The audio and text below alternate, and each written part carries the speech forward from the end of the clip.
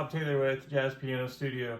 I want to encourage you with a simple jazz or blues lick, and I want to talk about transposition.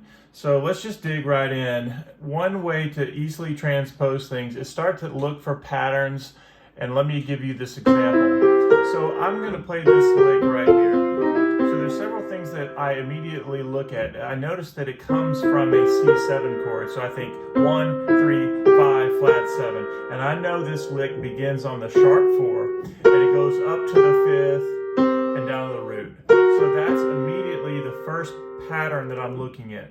Here's the chord, C7. I know my fingering is going to start with a 2, 3, and holding the B flat at the top. So here's the way this lick starts. And notice that I hold the B flat at the top. And now I'm going to go to what's really an F chord in second inversion. So I'm visualizing that it's going to go to the 4 chord if I'm in a blues, let's say for instance, and I go 1 chord to the 4 chord in second inversion. And then look how I finish the lick. I go simple triad, minor to major third. And the reason I look for patterns is because I want to encourage you to make sure that you transpose these licks. It can be intimidating. It was for me when I started out playing. If you sit down at the piano and you play a blues, what key would you normally play? One that's very comfortable to you, so you might play C. So how much do we spend in the other keys? So here we go. Let's go ahead and transpose this lick.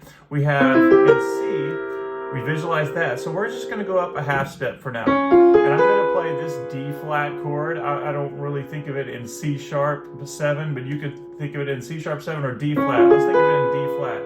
So the first thing I'm visualizing is the triad, D flat. Now I know that the first thing is I'm going to go to the sharp 4 up to the 5, and I have the flat 7 on top. So I'm visualizing the D flat 7, and I hammer on to the 5th note and down to the root.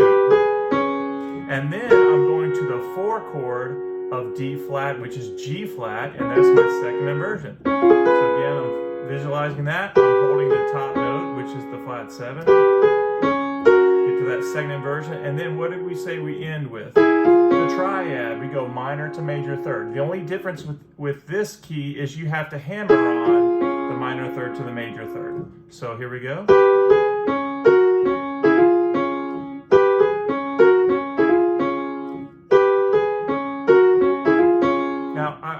Like to tell people to practice the hard keys, but also if you have trouble, you're feeling frustrated, go back to the key you know, go back to something that's comfortable. This might be a great goal for you guys to do. Try this today, learn this lick, and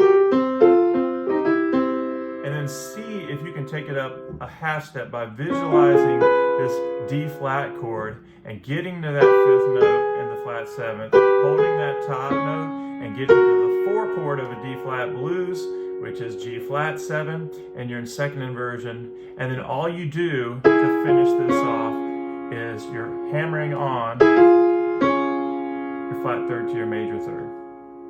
And that's the way I like to practice. Let me go ahead and give you the left hand voicing really quickly. So for a 2-note voicing in the left hand, all you do is get the 3rd note and the flat 7 of C major, 3rd and flat 7, and this goes with the right hand lick.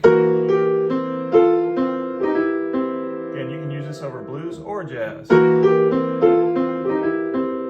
And then I'm going to go up to C sharp, D flat, and I'm going to do the same thing. 3rd of D flat scale, flat 7, and now I'm going to hammer on.